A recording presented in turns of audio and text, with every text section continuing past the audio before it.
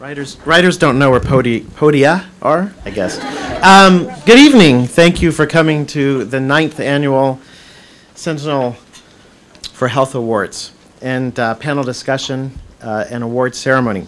I'm the co-chair of Hollywood Health and Society, and I know all of you writers here tonight know about HHS because you use their services wisely and well. And wisely meaning hopefully a lot. It's really important, as we all know, to get accurate health information to our viewing audience. And tonight we're honoring all of you nominees and for the great work that you've done. And I want to thank you. And Patrick Verone is the co-chair of HHS, and he can't be here tonight because he's, of course, out picketing. I think he really is like lying in the street, working with hotel workers at the Hilton Hotel. So it's really quite admirable that he's out there doing that. So that is why he can't be here tonight. So I want to take this opportunity to introduce you to the head of HHS, and he's also the director of the Norman Lear Center at USC. His namesake is right over there, so it's pretty great. And we have him to thank for all of this. And that's where Hollywood Health and Society is located. So please join me in welcoming Marty Kaplan.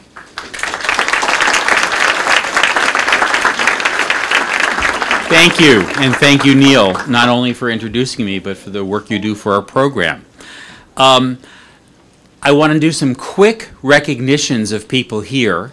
And with one exception, I'm going to do them by groups. And I'm going to ask you, each group, to raise your hand so that you can see who is here this evening. We have people here who are our angels, our funders, from the Centers for Disease Control, from the Bill and Melinda Gates Foundation, from the California Endowment, and from the Division of Transplantation at HHS. Hold your applause, but raise your hands for those of you who are those people. Well, all right, you can't resist. You can't resist. It's okay.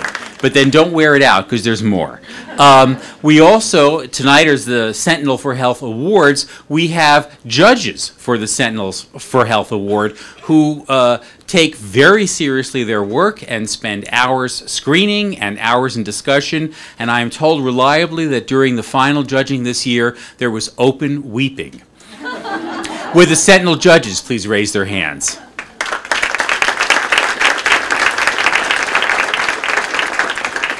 We also have subject matter experts. The Hollywood Health and Society is a conduit. We connect writers to experts. And here tonight we have some of our national and international network of subject matter experts in health. Could you raise your hands?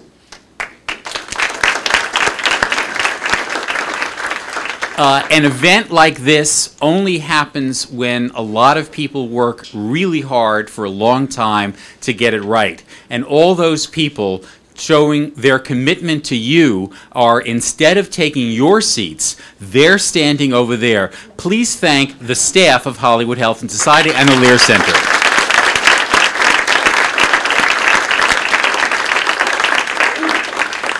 And although Neil stole my thunder, there is someone here who I love dearly, who has changed my life and has changed all of our lives for the better. I'm thrilled he's here, and please join me in welcoming Norman Lear.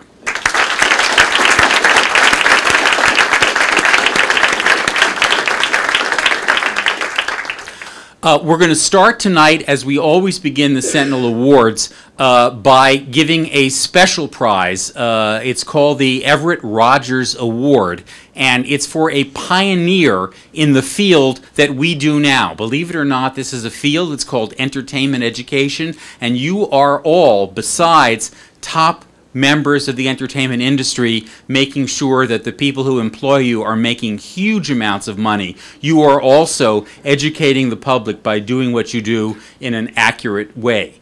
And in the field of entertainment education, there are some giants and pioneers. A previous winner of the Rogers Award is here, Miguel Sabito, but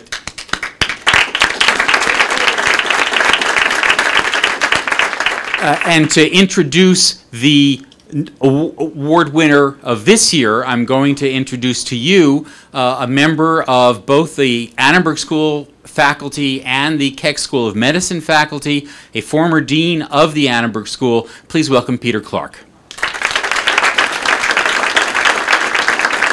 Thank you, Marty. We gather at this time of year and a half for the last 4 years since Ev Rogers' death to not only celebrate his career and the remarkable work he did to help nurture this field of entertainment education through his scholarship, but also to recognize people who have brought to that an uncommon degree of intelligence and hard work and have played a special role. Miguel, whose name resonates so quickly amongst you all, is one recipient. Al Bandura from Stanford University, another. Arvind Singhal, who was actually a student of Ev's, got his doctoral degree at Annenberg under Ev and then went on to do extraordinary work and continues to do so in studying the impact of entertainment education. And tonight it's my great pleasure to introduce to you this year's recipient who has played a very special role, not as a researcher, not so much really as a program originator, but as someone who made it possible for this whole field to emerge by his uncommon and uncanny ability to bring people of power and influence together, heads of state, heads of networks, heads of production companies, heads of NGOs, people in a position to influence and to even fund the rise of education entertainment and to make the work that we celebrate together possible. He was the founder and first president of Population Communication International. He's tirelessly worked all over the world. He, more than any single individual, is responsible for the fact that this kind of work is going on in more than 40 countries today. 40 countries in which series on radio and in television and other media are combining storytelling of a very high order with helping people realize their own health possibilities and to surmount prejudices and to get on with more modern and empowering styles of life than the feudal societies in which their parents grew up, and in many cases they are still imprisoned. So it gives me great pleasure to introduce to you, and as the fourth recipient of the Everett M. Rogers Award, David Poindexter.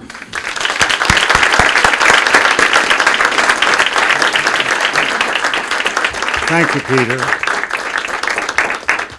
I'd like to simply say that I salute all of you, because you are the people that make things happen.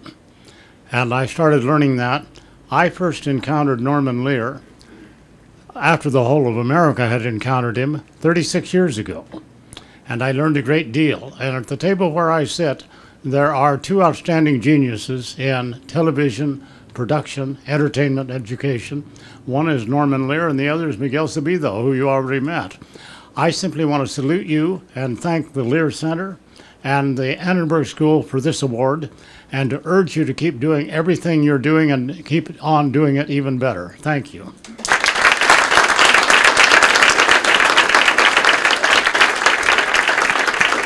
Thank you, David, so much. We're going to have a tag team tonight, and the other member of the tag team I would like to introduce to you now. Hollywood Health and Society is very fortunate in its new program director, who is the person who is on the front lines of working with all of you, with our health experts, with our funders, and with our staff. And she is though brand new, it's hard to believe that we have not been together for a very long time. Please join me in welcoming Sandra DeCastro Buffington. Thank you. Now let's turn to the rest of tonight's program. The other reason we're here, to honor TV writers who make a difference in television programming in the United States and capture and hold the attention of viewers around the world. These writers are showing us what is possible in television, how to educate and inspire viewers, and make progress towards reducing stigma and disease. We honor your powerful storytelling and your greatness for giving viewers the truth about health. Research has shown again and again that TV shows can have a powerful influence on viewers to educate them about health and to foster healthier behaviors. And so it is with great pride that I introduce the 2008 Sentinel for Health Awards finalists. Immediately following the awards ceremony, you will hear from the writers and producers who are receiving awards. They will take a seat on the panel to talk about their portrayals of some very complex health and ethical issues. And now the awards. A total of 31 storylines were reviewed by topic experts before the final 13 were selected as finalists in 6 categories: daytime drama, telenovela, children's programming, primetime comedy, primetime minor storyline, and primetime drama. We'll begin with daytime drama. There is one finalist from As the World Turns, Barbara's cancer story. After receiving the unexpected news that she has oral cancer, Barbara Ryan struggles with what to do next. Her doctor goes over her treatment options and urges her to tell her family so she does not have to go through such a difficult time alone. However, not wanting to burden her family, Barbara is reluctant to tell them she's ill. This storyline brings awareness to oral cancer, which is diagnosed in 23,000 new cases each year. Let's see the clip.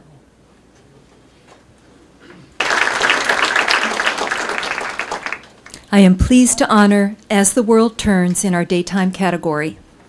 On the air for 53 years, and with a reach of over 2.7 million viewers each day, we would like to honor them for their submission on oral cancer. Here to accept the award is Colleen Zank-Pinter, who plays the role of Barbara Ryan on the show. Will you please come up to accept the award?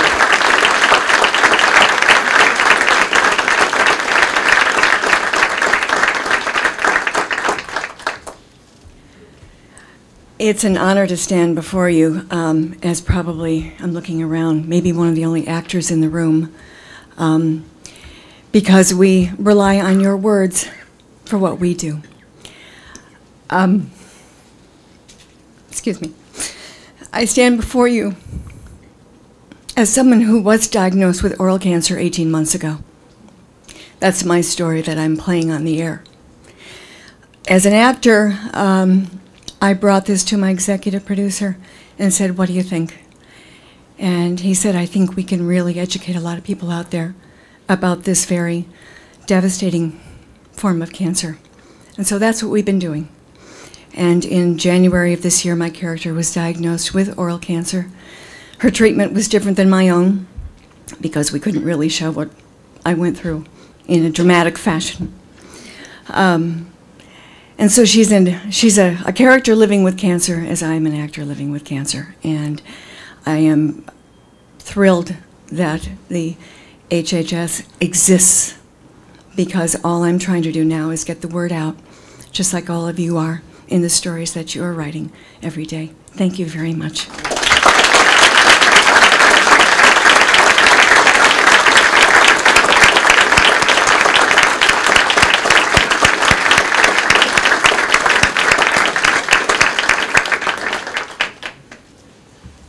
Next is the telenovela category.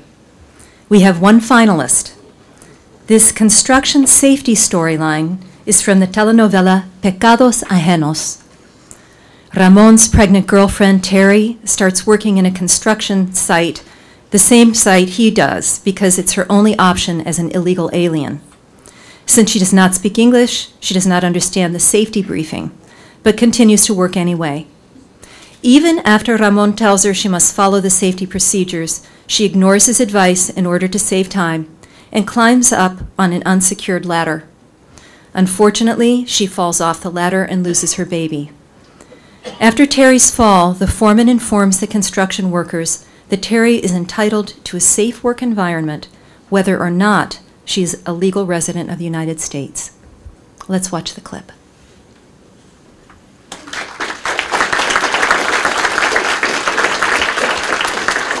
That was an excellent clip. According to our Porter Novelli data, 42% of telenovela viewers rate Spanish language TV as a top source of learning about health, just behind TV news. At this time, it gives me great pleasure to recognize the storyline, Construction Safety, from Pecados Ajenos as the storyline that takes first place award in the telenovela category. Accepting the award tonight is Michelle Alban, the Director of Community Connections at Telemundo.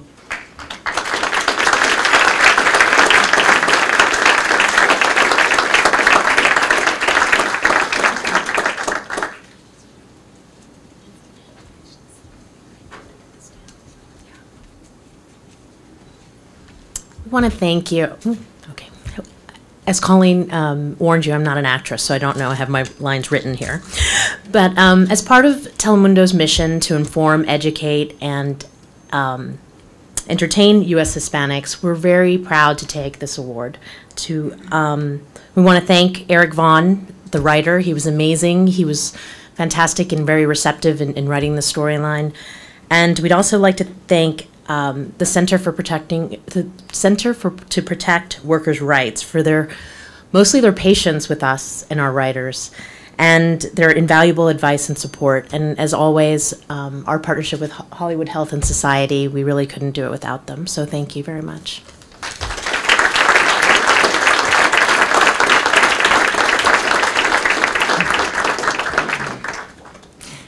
Next is our new category, Children's Programming. And I am thrilled to present ABC Family's Lincoln Heights. Lincoln Heights is in its second season with 1.7 million viewers, and this entry is entitled The Vision. Violence has reached a critical mass in Lincoln Heights, and it has begun to affect the people closest to Cassie Sutton. Cassie is determined to do something, and she decides her art might be the key to stemming the rise of violence. Against her father's wishes, Cassie begins painting a mural over a wall normally reserved for gang graffiti. The gangs threaten Cassie, but the local mothers group takes a stand against them, helping Cassie work on the peace wall. Inspired by Cassie's courage, Cassie's sister Lizzie decides to turn the vacant lot adjacent to the wall into a peace park. At the park's dedication ceremony, Cassie's mural is unveiled, offering hope to the community. Let's watch.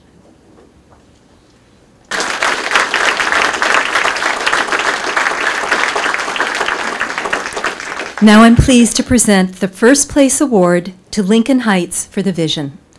Will Kathleen McGee Anderson, executive producer, and Anthony Sparks, executive story editor and writer, please come up to accept the award.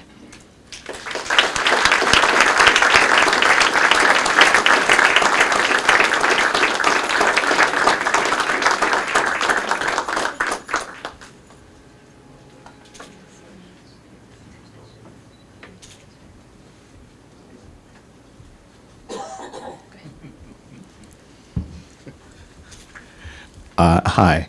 On behalf of Kathleen McGee Anderson, my EP, and our network, ABC Family, the writers on our show, our great staff, and our crew, I'd like to say thank you so much for this honor from the HSC and Lear Center, WGA, and everybody who acknowledged our show and what we're trying to do. It's really nice and heartwarming for us to see that there are people who are paying attention. It was a bit of an ambitious story, but we're firmly committed to notions of community, art, and how they can make a difference. And so we thank you. Thank you very much. And I would just like to add that even though our show is not a medical drama per se, we always think of our show as a show that has, every episode deals with healing and healing the community of Lincoln Heights. And so thank you so much for acknowledging the effort that we make in this episode, The Vision.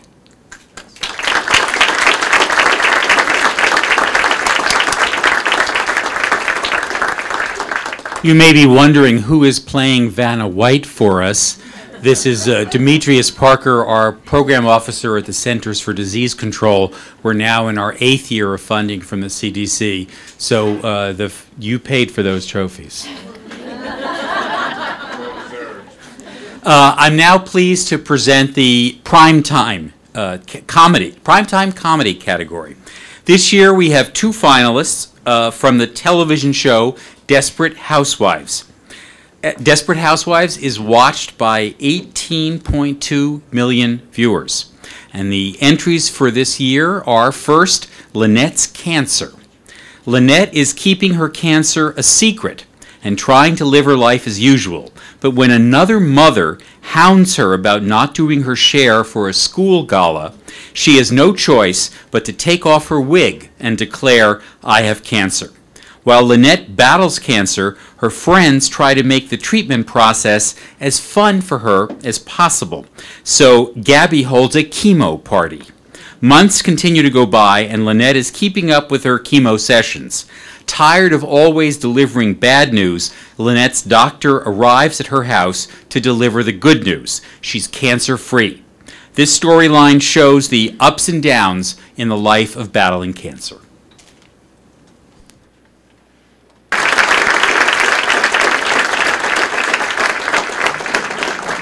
The second finalist in this category is the Something Coming, also from Desperate Housewives. Since hurting himself in a car accident, Mike has been taking prescription painkillers and is now addicted. During an argument about his addiction, Mike's pregnant wife, Susan, falls down the stairs and must go to the ER. Mike apologizes, and Susan tells him that she talked to the doctor about a rehab facility. Mike swears he can kick the addiction himself, but she firmly tells him no, he'll go to rehab now or she'll leave him. Fearing the possibility of losing her and his baby, Mike gives in to her wishes. Have a look.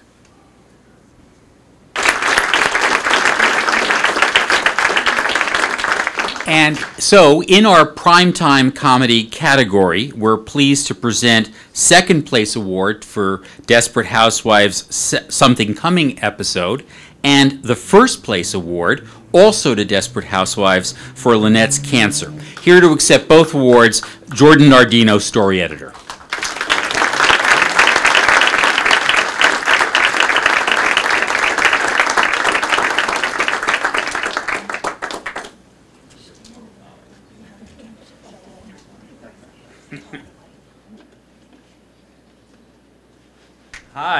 Hi, wow. What you can't tell from that, the second clip, the Mike's Pills episode, is that there was a tornado going on outside. So I feel like not only did we confront the challenge of prescription pain medication addiction, but natural disasters during a prescription pain medication addiction.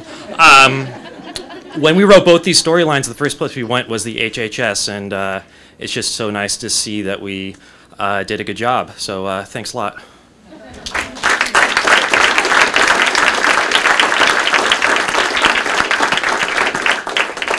Now we're turning to primetime drama, minor storyline. The first finalist in that category is Private Practice on ABC. The storyline is titled In Which Addison Finds a Showerhead.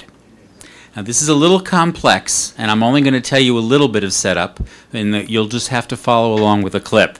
Addison learns that her friend Naomi's daughter, Maya, is sexually active and may have STD.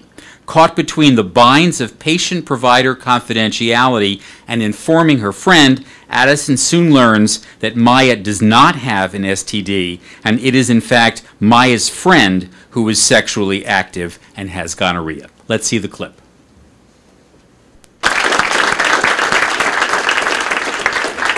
The second storyline also comes from Private Practice. It's titled In Which Cooper Finds a Port in His Storm. And in this episode, Addison and Pete participate in a safe surrender program in which they accept unwanted babies without asking questions. Let's see the clip.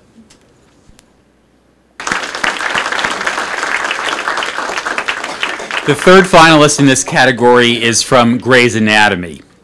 After learning she is pregnant, A woman wants to schedule an abortion because she's HIV positive and thinks she can't have a baby without infecting it. Let's see this clip from the episode Piece of My Heart.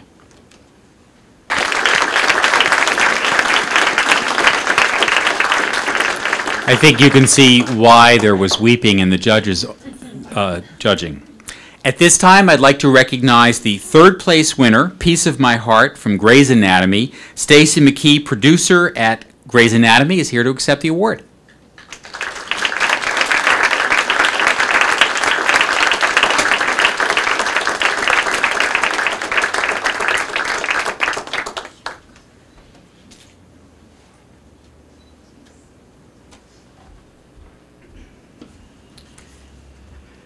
Hello.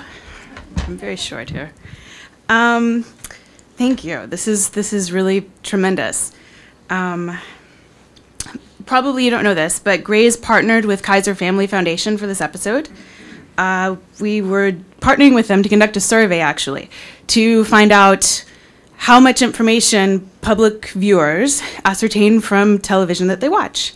And in order to do this, we embedded a piece of medical information into the episode, which is what you just saw, and then they tracked how well this piece of information was retained over a number of weeks before the episode, right after it aired, and then after it aired a while longer. So I just wanted to read you.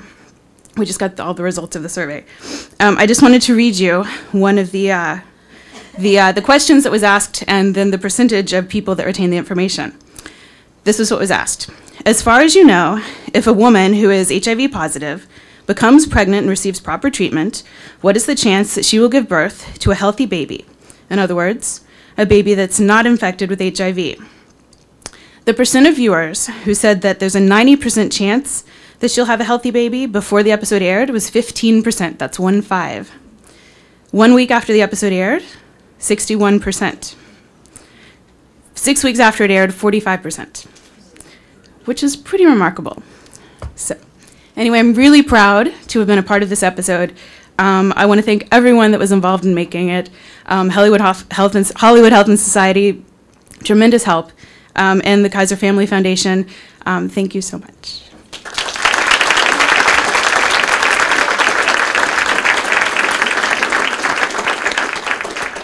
The second place award goes to Private Practice, in which Cooper finds a port in a storm. Lauren Schmidt will accept the award.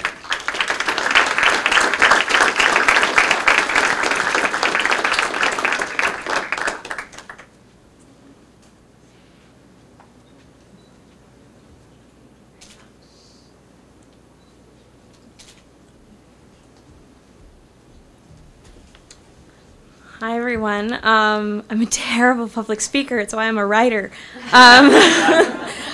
This is just such an honor. The day, I still remember the day that Shonda Rhimes, our creator, came into our writer's room and said, just heard the most amazing piece on NPR. And it was about a safe haven program, which we based our Safe Surrender program on. And it was so emotional. It was about a 15-minute piece. It was so emotional, and it really inspired all of us, and I know we turned to HHS for a lot of our background research. So it's an amazing episode, and I just want to thank HHS and thank you all for this award.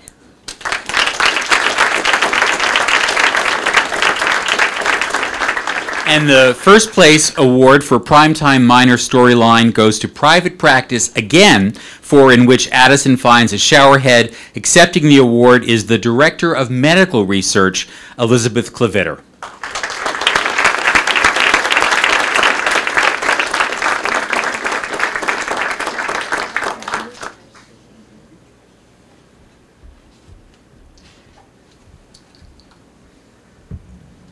Hi, on behalf of Marty Noxon and Shonda Rhimes, who co-authored this episode, I'd like to thank Hollywood Health and Society for this great honor. I think that that the last three nominees say a great deal about our creator, Shonda Rhimes, who believes in educating women about what their choices are, especially where their reproductive health is concerned. And I guess to some degree this particular award about what happens when you don't educate young women and how simple it is to tell them to talk to them, give them their options, talk to them about sex, talk to them about birth control, and talk to them about the risks and the rewards of sex was embedded in this episode. Shonda really believes strongly in that. That's kind of her bailiwick. And I'm so grateful for this award. It's really nice to have an award that you can point to in your office full of writers who are working really hard to create drama and say, somebody cares if we're medically accurate. It's important because people learn. So I really appreciate this honor. Thank you.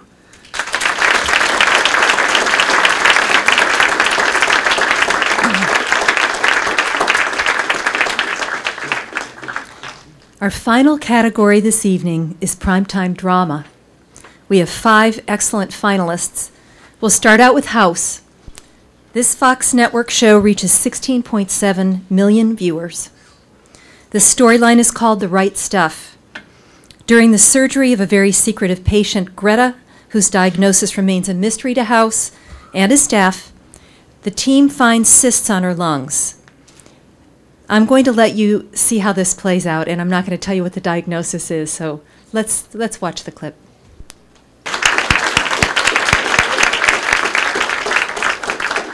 Our second finalist in the category is from AMC's Breaking Bad. Breaking Bad is currently in production for its 2nd season. This storyline is entitled Walt's Lung Cancer. Walter White, a 50-year-old high school chemistry teacher, finds out that he has inoperable stage 3A lung cancer.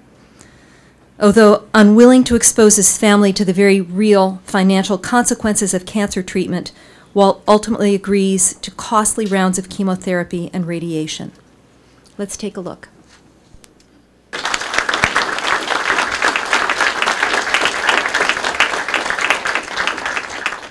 Our third finalist is from NBC's Law & Order. Law & Order reaches 10.7 million viewers. This is titled Betrayal. During her trial as the prime suspect in her husband's murder, Catherine Waxman decides to represent herself. She gets on the stand and tells the jury that her husband, an adolescent psychiatrist, raped her as a teenager as part of her therapy. Let's take a look.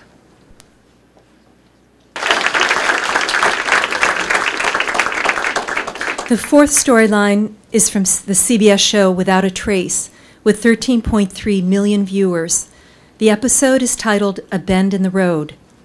When cheerleader Diana goes missing, Jack Malone and his team start their investigation by interviewing her parents, who tell us that Diana recently had a heart transplant.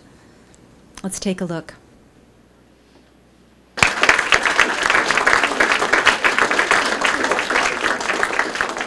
The next finalist in the primetime drama category is NBC's ER with 9.1 million viewers. This entry is called Abby's Alcohol Relapse. A recovering alcoholic, Abby Lockhart has been doing her best to juggle her roles as doctor, wife, and mother. But the stresses start to mount, and in a moment of weakness, she relapses and starts drinking again. Let's take a look. It's an amazing lineup of storylines. We've covered so much health content, from lung cancer to organ transplantation to alcohol abuse.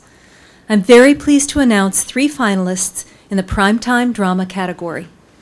Please come up when I announce your storyline. Betrayal from Law & Order. A Bend in the Road from Without a Trace. Diego Gutierrez, writer, will accept the award. And finally, The Right Stuff from House. Matt Lewis, staff writer, and Liz Friedman, supervising producer, will accept.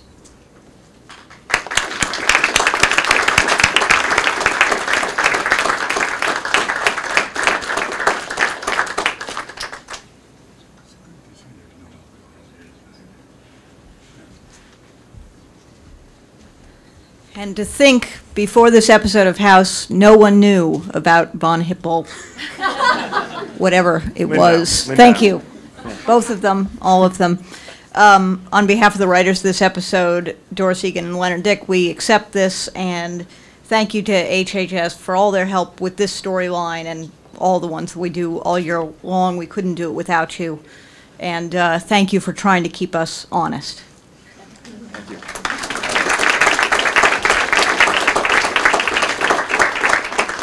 Hi, on behalf of my co-writer who couldn't be here tonight and everyone at Without a Trace, I want to thank you all for this. It's an honor and it's humbling to be in a room with people that do very important things, and it is very nice and a privilege to know that we were able to portray obviously such an important issue well enough to deserve this honor. And Without a Trace, it's always our best episodes. I think are always the ones that tackle the hardest issues. And even though we're not a medical show, we are very thankful to have the HHS and obviously the Lear Center and everyone here to help us out with that. So thank you very much.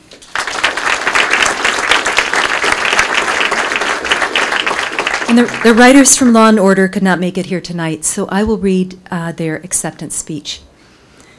We're very, very grateful for this distinction.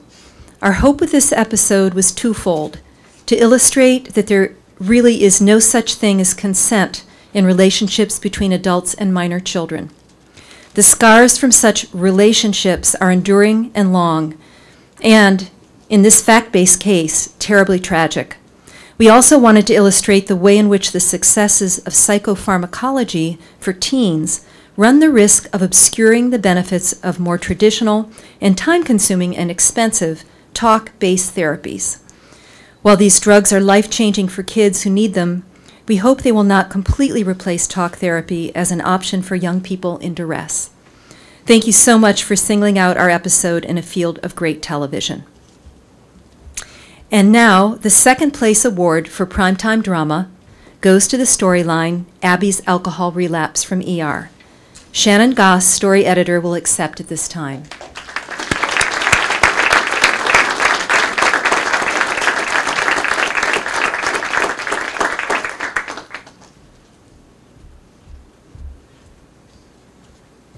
I was maybe just going to give you my speech and you could read it. I didn't know that was an option. I'm very happy to accept this award on behalf of our writers, producers, cast and crew. And thank you to HHS and the CDC for all of the information and experts that they bring to us, and that they've been doing this for the last 15 years for our show, and for the vegetable-shaped stress balls, which we all have and appreciate. And also thanks to Maura Tierney, who portrays Abby Lockhart. And lastly, I think for a lot of you that work on these shows, the hope is always to entertain as well as to educate, and this just kind of validates that we've been able to do both here. Thank you.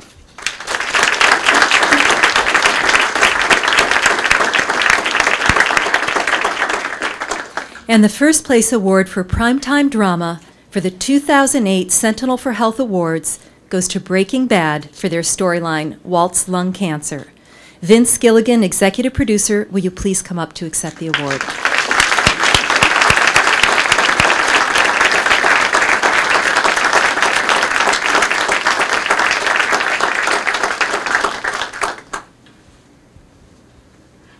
Thank you very, very much. This is very exciting. I'd like to congratulate all the other folks who were in competition with us, and I thought it was fun how Saundra was saying ER has, 20 million viewers, and House has 17 million viewers. I just want to say that Breaking Bad numbers its viewers in the tens of hundreds. So we're catching up to you guys, I hope. But thank you so much to HHS. You guys are invaluable on any kind of a show where medical, information is to be imparted, and because us writers know very little about what we're actually writing about. But thank you very much.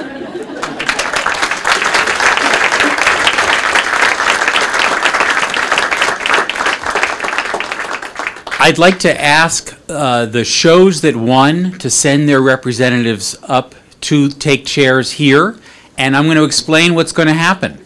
We're going to have a brief, and I emphasize brief, panel discussion about the craft of actually writing these shows.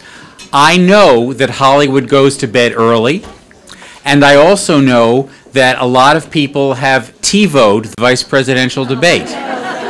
So I promise to get you home in time to see that debate and get a decent night's sleep. So would the writers please come up?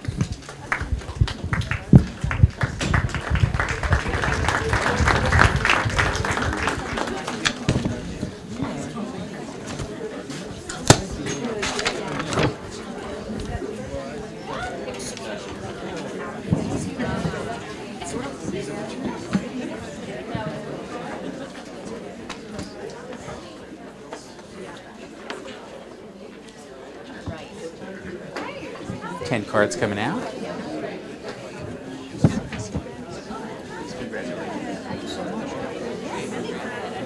I'm Karen Mason from New York. I was going to come over and say hi. I'm sitting next to you, so I get to say hi.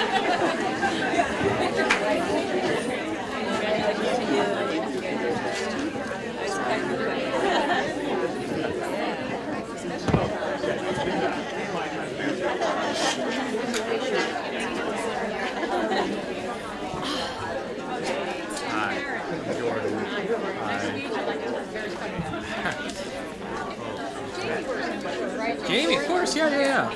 Jamie. I just had lunch next to a friend from her birthday, and Jamie was sitting next to me. Jamie did more of the Very medical bouncy stuff. chair. It is a bouncy chair. I asked Jamie about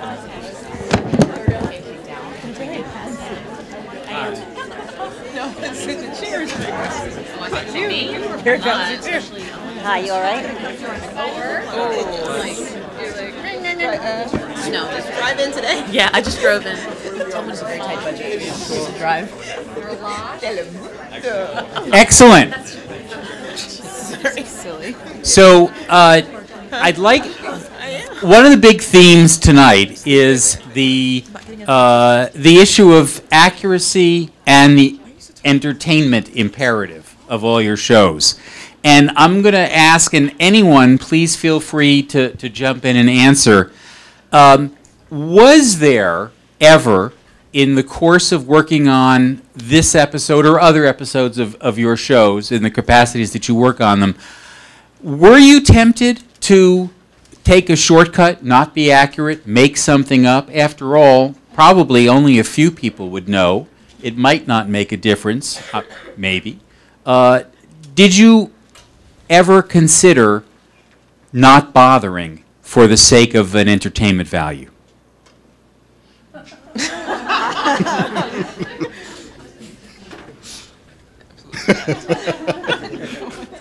You were leaning forward, so. I was leaning to put Jordan's mic in. I said snidely under my breath yes, and we got an award for it. With Lynette's cancer storyline, we wanted to do a thing about chemo and how everyone is a downer when she goes to get chemo and she can't have, it's depressing her. And unfortunately, I gather from my chemo research that it's just something you do in one pop and then you have to wait a few weeks. And so we fudged it and we said you have to do it once a day for a few days in a row so it fits the Desperate Housewives storytelling structure. But otherwise, that seems perfectly innocent. Stuck to it. Anyone else have a story about the tension or contest, if there is one? Yes. I was just going to. Oh, hi, I didn't know this was on. I was just going to say, on Grey's Anatomy, I'm the physician writer on the show. So a lot of times, people will be like, well, only 2% of the people are going to know that that's even wrong. And then we had this one storyline where we had a psychiatrist.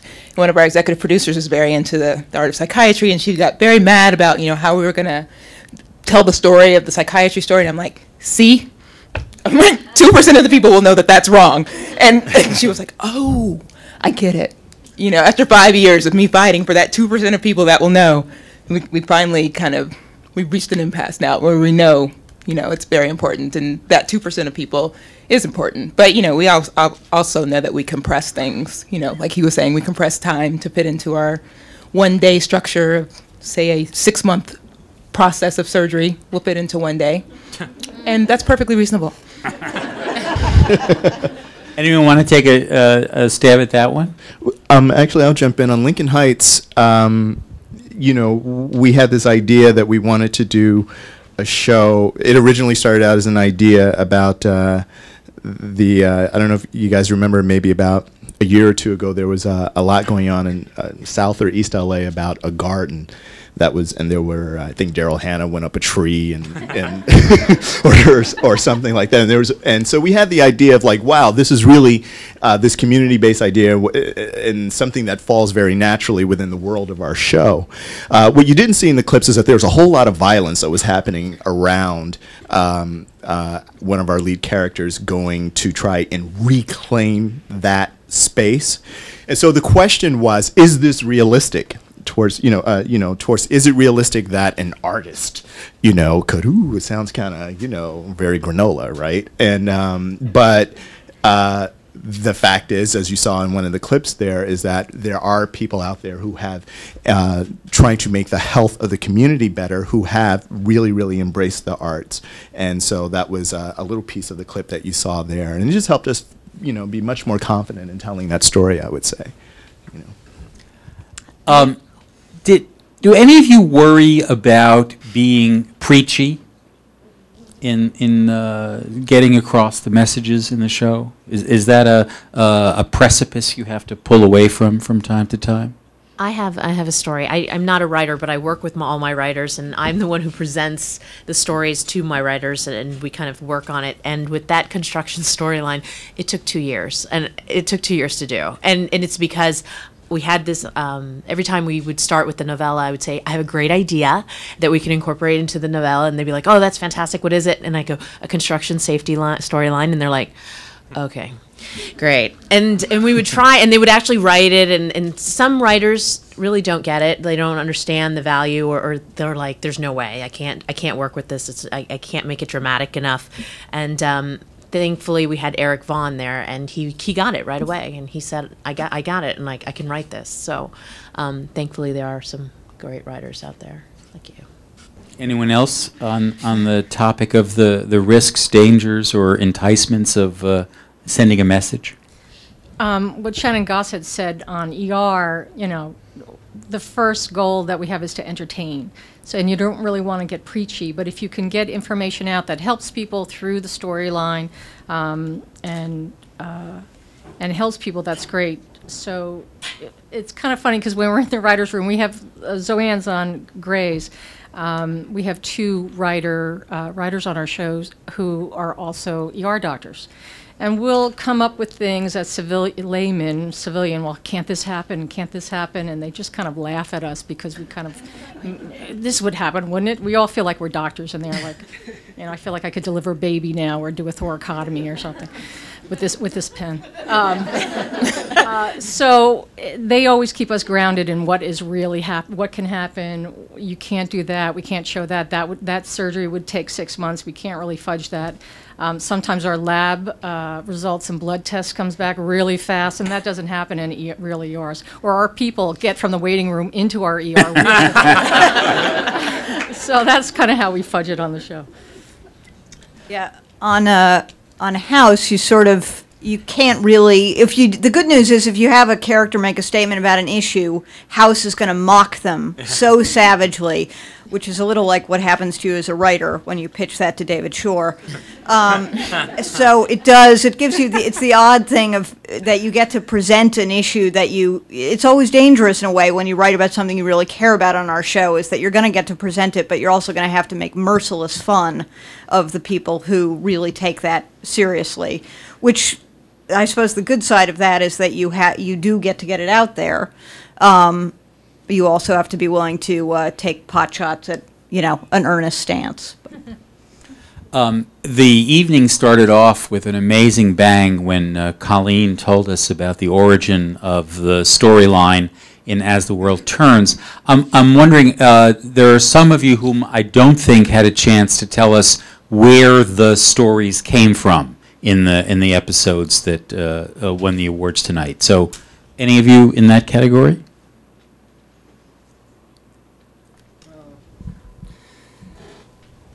This Breaking Bad is a story about a guy who is dying of cancer, and he finds this out, and he knows he's got to make a lot of money in a short amount of time to leave to his family. So he makes a very bold and really stupid decision, and he uses his chemistry knowledge to cook crystal meth, and which I would not recommend to anybody to do. But so this started off for me as a story, the lung cancer that Walter White, our character, suffers from, started off as a logistical, like a construction, like a mechanical construction to get this very good, very straight arrow man involved in this very criminal, unpleasant enterprise.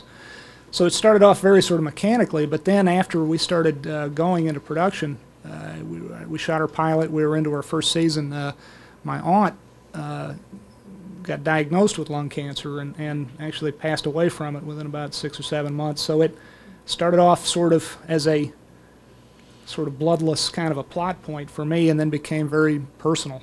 And I don't know, that story doesn't, I just realized doesn't have a great ending to it, but that's sort of how it worked out on our show. Well, it's another illustration of the ways in which parts of your lives enter into the stories. Any other stories of origins? Where did the sex abuse storyline come from? The girl, the psychiatrist. Law and Order, sorry. They're not here. They're not here. Let's make it up. Well, yes, Sandra will tell us the answer. What is the relationship between the show and the executives when the issue is accuracy? Do they simply say, sure, go ahead, do it, whatever you want is fine? Or are there any instances in which you have been told it really doesn't matter? And we won't tell.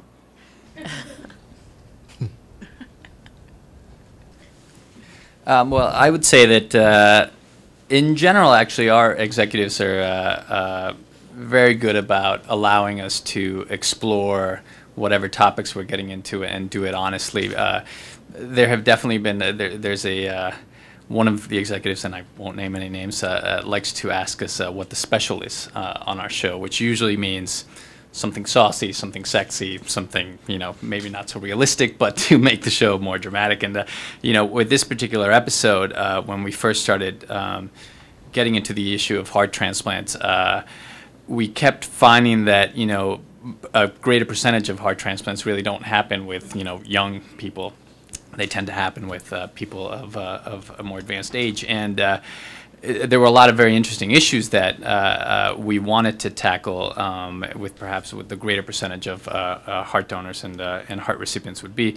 But it definitely, let's say that putting a young, teenager of sorts, a very nice, good-looking teenager of sorts, made the show more palatable to the network for sure. But once it comes to the issue of sort of the depiction and the emotions and the accuracy of what patients and the people around them were going through, they pretty much left us to do whatever we wanted to do as long as it was good dramatically. So. I've been called on several occasions to give documentation to studio executives who, for one reason or another, question the accuracy of a story. They were wanting it to be accurate? Yes. It's of concern to them, particularly if it's a health, something health-wise they're familiar with. And then also the legal department is very interested in the accuracy of the show. I was just going to say that mostly for us, it's not the executives. It's usually broadcast standards and practices that has more of a problem in how many times we say the word vagina. They do have a lot of opinions about that. They have a lot of opinions about that. Now, speaking of the words that people say, it is not easy for actors to say a lot of the very complicated things that people say on these shows. How do you deal with that as creative people? Do you just say, suck it up and do it? or is there something about how you put a scene together where the conflict is and so on? I often actually lose that battle on my show. We don't speak as medical as I would like them to speak a lot of times. And I'm like, this is not how a doctor would speak to a doctor, but they're very concerned that the audience understands. And so I just pull it back. So, we'll try to find as lay as we can without making them sound like they did not go to med school, which is it's a balancing act. Any other? Which I think is different on ER. I think from day one, 15 years ago, it wasn't concerned that they just talked doctor speak and talked about procedures and medicine, and even now etomidate and 50 cc's of sucks and all this other kind of stuff. And they just figured if the audience just knows it's medical stuff going over their heads, and that's fine. It's about what the drama is going on. But I know that the actors a lot of times in the cast read-through will come to a word and they'll say, and you know, they just kind of pass through what the word is supposed to be. And we have our doctors actually give them a pronunciation guide of how to say these things. And I always felt bad for Goran Viznik, who played Dr. Kovac. When he came to America and was on our show, he had to learn English. Not only English, he had to learn all these medical terms.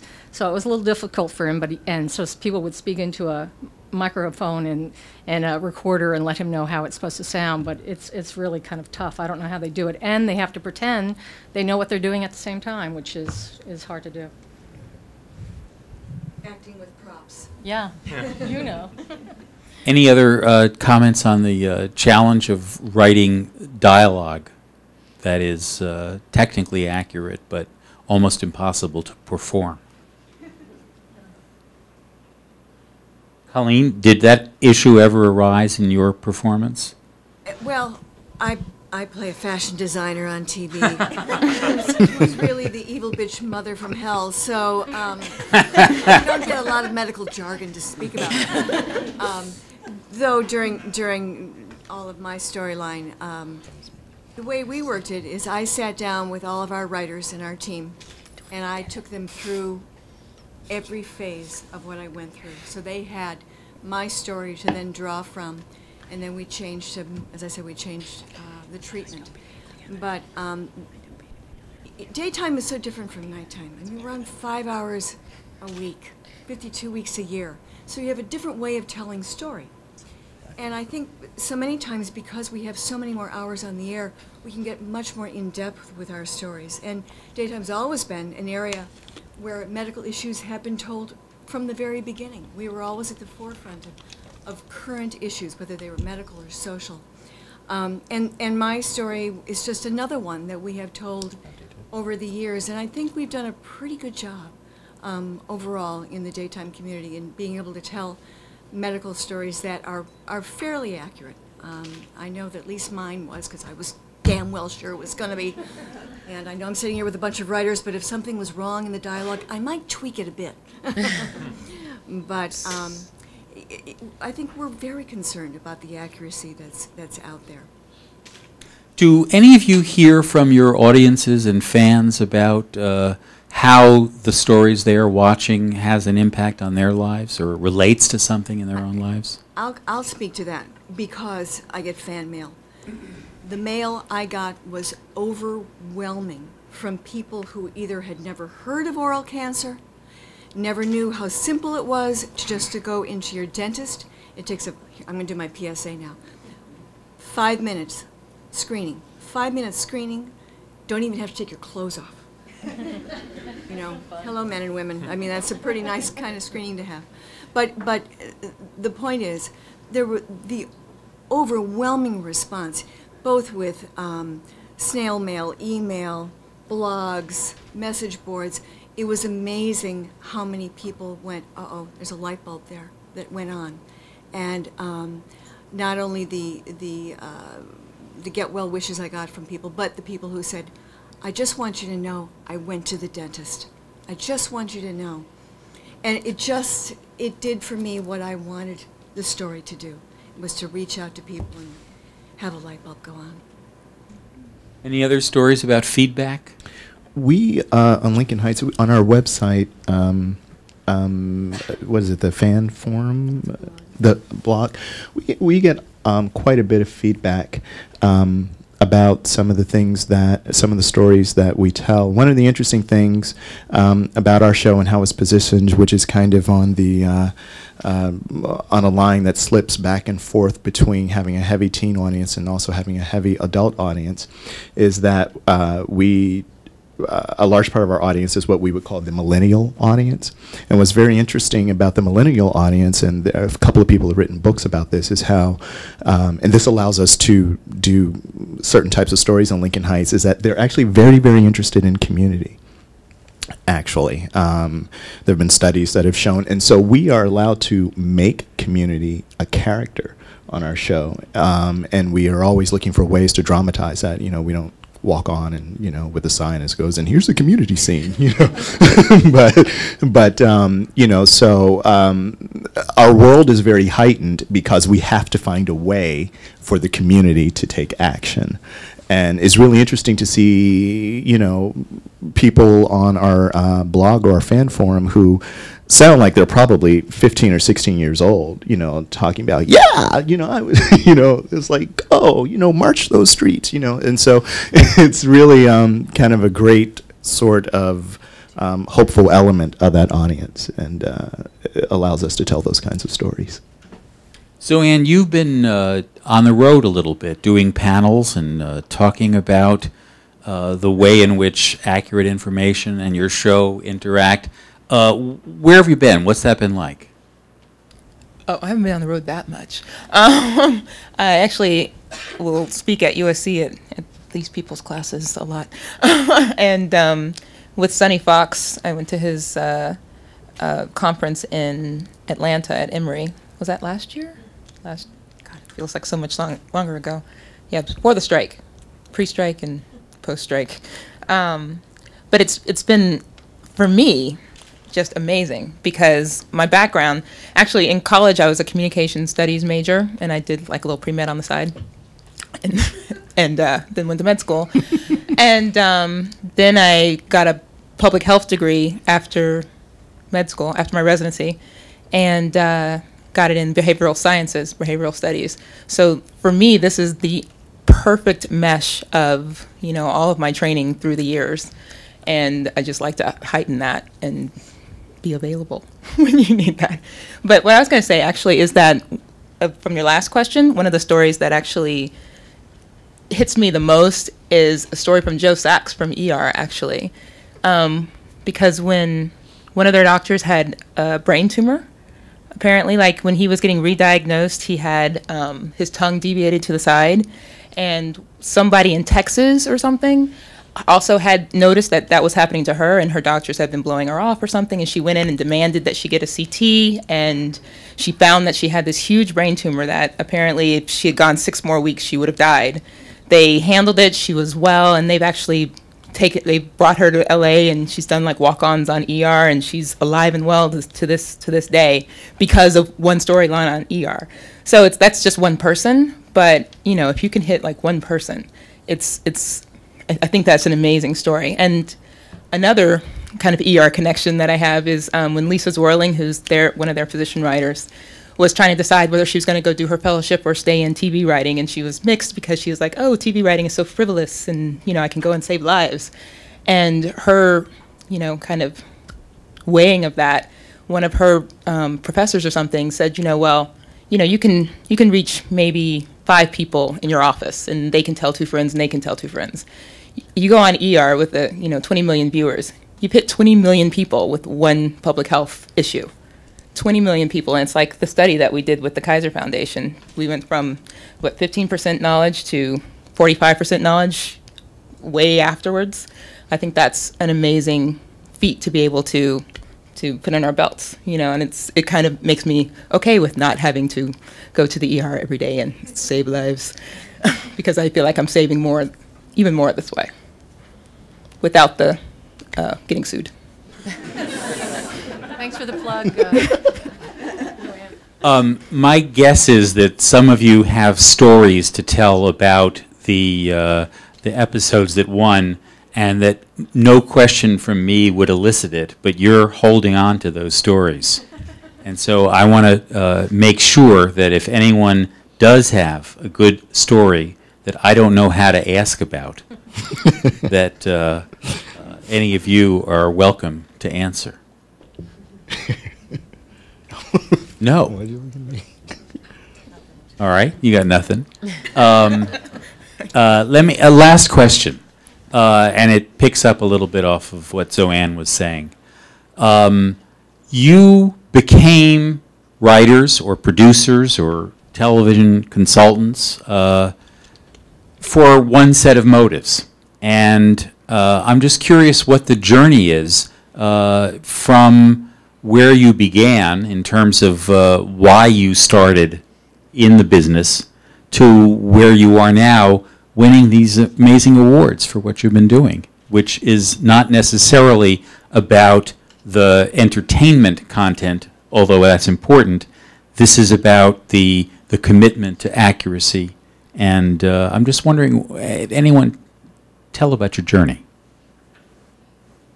I can start with my journey. I was actually in research when I started, and I was a director of primary research, and my aunt was going through breast cancer. She on the novella that we were watching, it was the actress was diagnosed with breast cancer, and they were saying that she needed a mastectomy and she needed to get pregnant before. And I was like, "What? Are you kidding me?" So I went to the executive producer and I go, "Seriously, what are you doing? Like, what is that storyline going?" And luckily, I had met Vicki Beck a month before. And I said, "You know what? I think we're going to call these people because you need some help, because there's no way that the storyline is going to go anywhere." So luckily, we were able to save it with NCIS, and we've got everybody on the phone, and they fixed the story, saying that you should get a second opinion, because obviously the first opinion, if it's crazy like you did, you should get a second opinion, and we fixed it, and that, I think, started that journey. And so I was kind of the person to do the storylines, to pitch it to the writers. And then 2 years ago, I moved from research to corporate communications. And people were like, "You're going to take that job, right? You're going to take it with you." And I said, "Yeah." I mean, it's something that I hold very dear, because luckily we have a president in Don Brown, the Telemundo president, and he is a journalist. His background is journalism, and he is all about informing the community. And when I have problems with the writers or the producers and getting these storylines done, I get him, and we go to the studios, and he gets them done. And he tells them what is the responsibility, that it's their responsibility, it's our responsibility to get this word out. So that's my journey. Anyone else willing to take this baton? I'll pick it up. I'm from the south side of Chicago originally, from a very large family, and so TV was always on, but was not very much a reality. Being from, Chicago is like a TV, right? What is that? So via long story short, via the theater, first as a performer, but always writing, and then as a playwright, eventually deciding to move into television. The primary reason was realizing that I could participate creatively much, much sooner, and that I was probably a writer first in many ways. What I really like about something like this is that it shows kind of that melding, which I think my executive producer's background also speaks to a lot of a certain kind of, I hate to use this word because it sounds so, heavy or whatever, but a certain kind of activism that can take place, and I think is pretty natural for our medium, actually. And so, it's great. Of course, our first objective is always to entertain, but it's always great when you can find, those reasons and those ways to, integrate those two things, education and entertainment. Did you want to say something? And I'd like to jump in and say that my journey began in Detroit, Michigan. Detroit was a very vital city when I was growing up there, and over the past 30 years it's become a city that's somewhat of a wasteland. We used to call it like Beirut. It was bombed out, and all the vitality is depleted. And having been in Hollywood about 30 years, it's been a sad story for me to look at the town that I grew up in and see that it was a place that really had all the lifeblood taken out of it.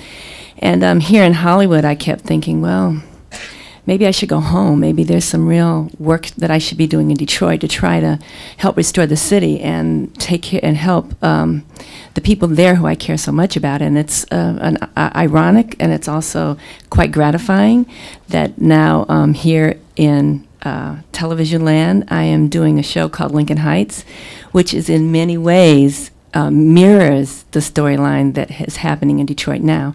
It's about a policeman and his wife, a nurse, and their 3 kids, and they have moved back to an at-risk community, and they are trying to rebuild this community and make it a safe place, and make it a place where diverse population can live and be bonded together, and that's the Detroit story. So I'm doing in South Side of Chicago too. So like I said, when I accepted the award, I really think that this is a great opportunity to talk about healing on a community level and on an urban level and on a level ultimately about mending the community that is the story of our people in this country. And I don't want to be preachy, I never do, but that's a sort of subversive tactic that I take, cloaked in a family story that is unique, and we're the only, and I'm going to plug us for a minute, we're the only drama on television that has a main cast that is all people of color, and that's pretty significant. For my first show, if we're talking about how we began, the first drama I sold was Little House on the Prairie, and so I always wanted to tell the well-told story about a family. And so it's come full circle. You know, what's interesting as I think about it, when I was in high school, I joined a drama group called Project Listen, and we did plays about teen sex and sexuality and sexual education to different local high schools. And eventually, Shonda Rhimes also joined that drama troupe, and I'm like, now we're doing sex education for a much larger audience, so maybe not that much has changed. Anybody on this side willing to tell a journey story? So just this side. Just this side. We're all shy. All right. Well, I promised to let you out early. Let me just tell you one mini anecdote. During the screening of Eclipse tonight, I was standing next to one of our subject matter experts, and we were both kind of amazed and moved by the clips, and he said, "This stuff's really important." And I think that's the thing that I take away the most from this. This stuff really is important. So thank you all, and congratulations to you all.